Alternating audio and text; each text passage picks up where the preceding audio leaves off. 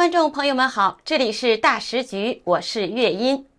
中共的四中全会倒数4天，北京突然出现一个诡异的现象，两个胡姓的人物几乎同时高调出镜，一个是被边缘多年的胡春华，另一个是胡锦涛的儿子胡海峰，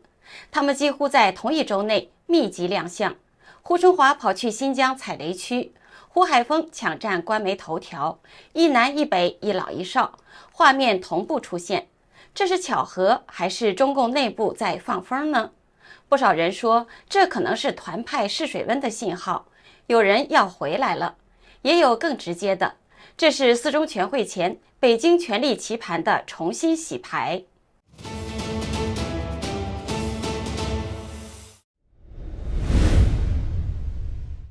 距离中共的24届四中全会仅剩4天了，大家最关心的是中共党魁习近平的权力是否依旧牢不可破，北京高层是否会迎来新一轮的洗牌。就在这个敏感的时刻，两位胡姓人物频频出现在公众的视野，一个是胡春华，一个是前总书记胡锦涛之子胡海峰。他们的每一次动作都像在释放微妙的政治信号。中共政协副主席胡春华最近先后到过新疆、农科院、基层合作社，看起来是例行调研，但每一站都藏着政治密码。先说新疆，胡春华此行表面上是了解三农工作，实际上却踩进了一个高敏感区。他不只是去看棉花、看牧场，而是在那里释放讯号，我还在局里，我还在被看见。更关键的是，他这次的公开行程与中共全国政协主席王沪宁同框登上官媒头版，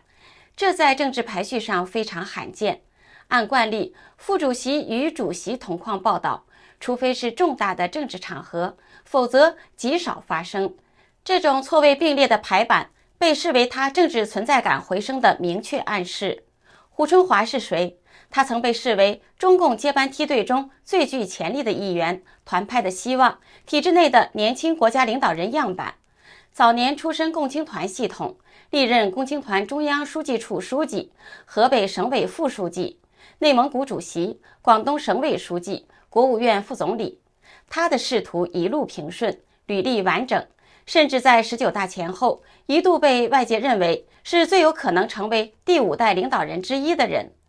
但到了中共20大，他却意外被排除出政治局。这对当时仍被视为中生代核心的胡春华而言，无疑是一次被边缘化的正式宣告。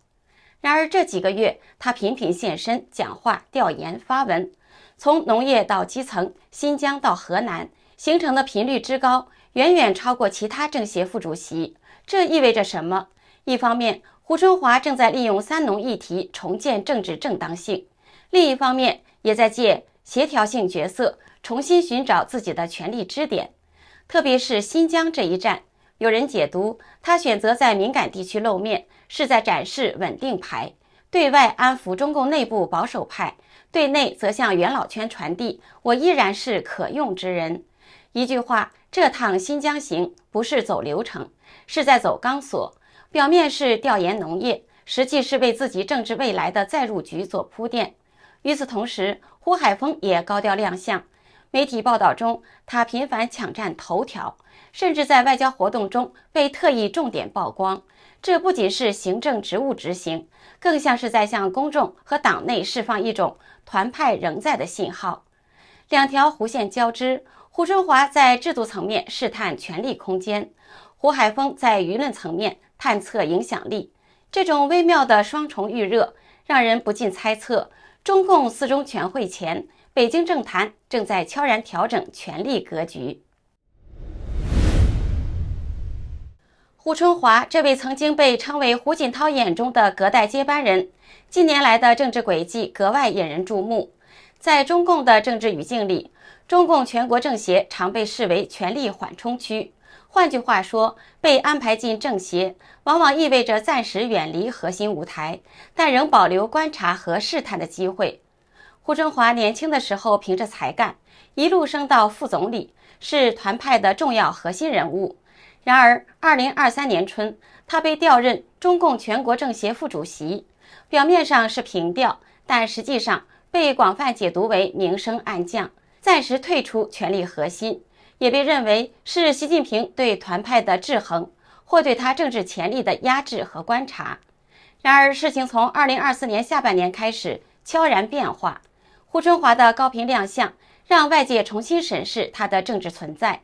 从新疆调研到农业科学院考察，每一次行动都像在释放信号，他并没有消失，政治影响力仍在悄悄积蓄。接下来是工商时间。最近我朋友的朋友成功的帮儿子戒掉了冷饮等不健康的零食，他给我推荐了一个超特别的产品——红海参修复饮。朋友的儿子很喜欢吃冷饮，我朋友原本只是想帮儿子换个更健康的零食，结果他儿子一吃就爱上了。朋友自己也试了一下，觉得很不错。这个产品是用当地海女亲自下海采到的珍稀红海参做成，配方就是90%的深海野生红海参，加上10%的韩国红参，再加纯天然蓝莓原液，透过专利发酵做成果冻口感的口服凝胶，清爽不腥，还带点果香。红海参本身含有18种氨基酸、天然的胶原和活性钙，不仅能促进细胞修复、延缓老化，还能补钙造血、改善气色，对气血虚弱、高血压、肝功能差或免疫力低下的人都很有帮助，非常适合长辈、成长期的孩子、加班族等。而且一盒30支，带着走超方便，早上空腹或者是运动后随手拆开就能吃，冰过之后吃起来口感更特别。我建议趁现在还有货赶快下单，不然真的缺货就要等很久。我朋友怕断货，干脆一次囤了10盒。点击描述栏的购买链接，输入优惠码大10局就可以享受85折优惠。中国大陆2盒起卖，4盒包邮，购满$70，美国本土包邮，满260加币，加拿大包邮。2025年10月9号到13号，胡春华带着中共全国政协农业和农村委员会的团队深入新疆开展调研，主题是巩固脱贫成果，健全乡村长效机制。调研路线覆盖哈密、巴音郭楞蒙古、和田等地，从脱贫村到异地搬迁点，再到现代农业产业园和职业技术培训学院，行程密集而深入。胡春华不仅走进田间地头，还与地方干部、企业负责人和农民面对面交流，了解新疆在巩固脱贫和推动乡村振兴上的实际进展。表面上这是一次三农考察，但背后传递的政治意味却十分的明显。新疆既是一带一路的核心区域，也是民族政策和维稳工作的关键地带。胡春华强调，要守住不发生规模性返贫的底线，同时提高监测帮扶效能，强化技能培训和就业服务。对于普通百姓，这些话可能听起来政策化，但对于政治观察者来说，这无疑是一个信号。政协系统在核心民生议题中的作用不可小觑，也展示了胡春华在三农领域的专业积累和政治布局。社交媒体上网友热议纷纷，胡春华去了新疆，说明中共4中全会前三农政策可能会有新动作。也有人指出，新疆是敏感地区，他的高调调研不只是考察政策，更是在展示政治存在感。10月14号，胡春华随中共全国政协主席王沪宁、王勇、贤辉一同前往中国农业科学院调研农业科技创新。调研重点包括种业自立自强、作物种质资源普查以及智能化设施运作。值得注意的是，新华社与央视的报道中，胡春华与王沪宁并列出现，这在官媒版面排序中极为罕见。王沪宁是中共政治局常委、政协主席，而胡春华仅为副主席，却获得同框曝光。这意味着在政协系统内，他的次核心地位正在被强化。这一调研不仅具有政策参考价值，更被外界解读为中共4中全会前的政治信号。胡春华正在悄然提升自己的政治存在感，重新进入公众视野，也为未来的权力布局释放微妙暗示。8月20号，胡春华以中共中央代表团副团长的身份，随习近平赴西藏参加所谓的自治区成立纪念活动。紧接着，他单独前往林芝考察工程项目，恰好是习近平、李强早年视察过的地方。这种路径呼应在中共政治中极具象征意义，被外界解读为明确的政治暗语。胡春华正在重新进入习核心的象征空间。分析人士指出，胡春华的高频亮相可能有2层含义：一是作为维稳与团结的象征被重新启用；二是被安排为未来权力过渡的潜在人选。无论哪种解读，都表明他已不再是退休线人物，而成为制度与政治双重考察的重点。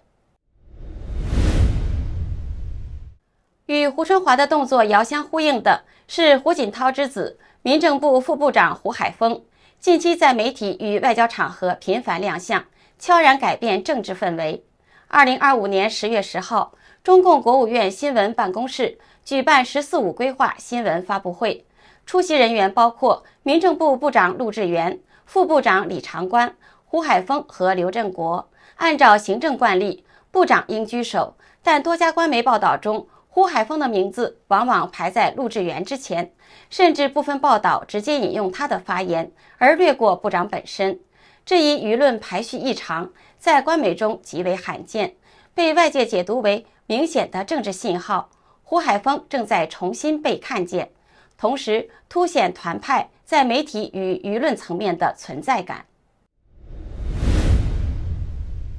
在发布会上，胡海峰提到，民政部整治僵尸型社会组织 7.5 万家，并取缔与前国安部副部长高以晨关系密切的太和智库。高以晨3个月前被查，太和智库随之注销。胡海峰直接参与整肃，显示他不仅是行政职务执行者，更在政治整肃中承担角色。这种高调曝光也被外界视为胡家存在感的象征性回归。9月23号，胡海峰会见新任土耳其驻华大使于纳尔，虽非外交分管，胡海峰仍受特邀会晤，并获赠礼物。分析人士指出，这是通过外交仪式为胡家政治延续发声，表明胡锦涛及其派系仍保有一定的影响力。今年6月，胡海峰出席陆家嘴论坛，与政治局委员陈吉宁、中央金融办副主任王江、证监会主席吴清、上海市市长龚正共同为中国资本市场学会揭牌，4位均为正部级及以上官员，而胡海峰只是副部级，却获得铜矿曝光。外界解读这是象征性政治加持，也凸显胡家在经济与政策场域的存在感。胡春华与胡海峰，一位在政协系统试探权力空间，一位以媒体和外交彰显家族与团派存在，两条线交织，形成中共四中全会前的双重试探。制度层面，胡春华通过政协活动、政策调研、地方调度来试探权力过渡的可能性；舆论层面，胡海峰通过媒体曝光和外交会面来探测舆论和社会的反应。这两条线交织出的是中共政治内部微妙的政治博弈，在表面高压和严控之下，团派仍在悄然运作，试探自身存在的影响力。胡春华与胡海峰，一个是从制度核心边缘化的团派人物，一个是从家族系统再度回到公众视野。他们的同步高调行动，如同一场合奏，展现团派在中共四中全会前的存在感，折射中共体系对后习时代可能到来的敏感预期，释放制度与舆论层面的双重政治信号。中共四中全会可能不会立即引发剧烈的震荡，但从胡春华与胡海峰的动作中，可以读出北京政坛正在暗中调整，权力的再分配或许已经悄然开始。正如一位体制内学者所言，中共四中全会前不是看文件，而是看谁被允许出境，而现在出境最多的正是胡春华与胡海峰。这里是大时局，感谢您的陪伴与思考，请订阅分享并打开小铃铛，让我们一起在动荡中坚守真相，在黑暗中点燃希望。